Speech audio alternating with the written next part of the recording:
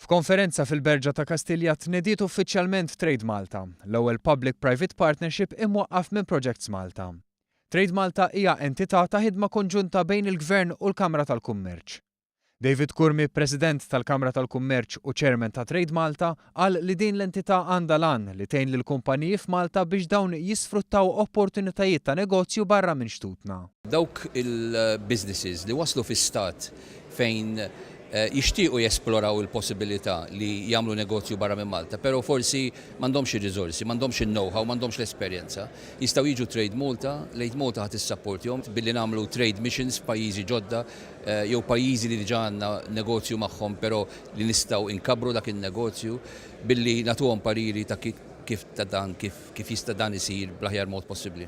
F'Mejju Trade Malta se tesplora dak li toffri l-Alġerija biex infetħu opportunitajiet ġodda f'setturi bħal kostruzzjoni, iż-żejt u l-gass, it-turiżmu, software u l-ICT kif ukoll l-industrija tal-ikel u x-xorb. Fil-fatt il-Prim Ministru Joseph Muscat sostna li jeħtieġ ikunu esplorati swieq ġodda. It-tkabbir l-ekonomiku kbir fid-dinja ħajjiġi minn pajjiżi li mhumiex fl-Ewropa u għalhekk aħna ma rridux niddejqu illi immorru u nitkellmu ma' pajjiżi fl-Afrika, ma' pajjiżi fil-Vant Nofsani, ma' pajjiżi fil-Vant Imbiet, ma' pajjiżi Ewropej li mhumiex fl-Ewropa. Għax minn hemmhekk ħankunu nistgħu noħolqu aktar xogħol. Jien ħankompli nagħmel hekk, Trade Malta ħadkun qed tagħmel hekk, dal-Gvern ħajkun qed jagħmel hekk. Tenna li kif imwiegħed dan il-Gvern se jaħdem id fit mal-privat. Privat li għandu ħafna x'joffri kemm f'riżorsi kif ukoll f'esperjenza u għarfien. Għaliex dak li jagħmel l-aħjar il-privat għandu jitħalla isir mill-privat.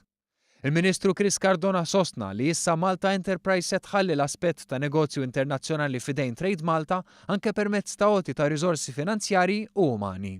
Fl-istess waqt Malta Enterprise tkun tista' tiffoka fuq il-promozzjoni tal-investiment f'pajjiżna.